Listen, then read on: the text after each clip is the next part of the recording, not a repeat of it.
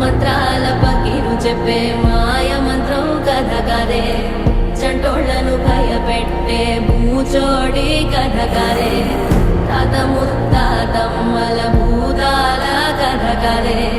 విక్రమాదిత్యుడు చెప్పిన వేదాళుడి కథ కదే దీపము నుండి దెయ్యం వచ్చే అల్లావుద్దీన్ కథ కదే ఇది ముడత చర్మం ముసలి చెప్పే కథ లాంటి నిజమే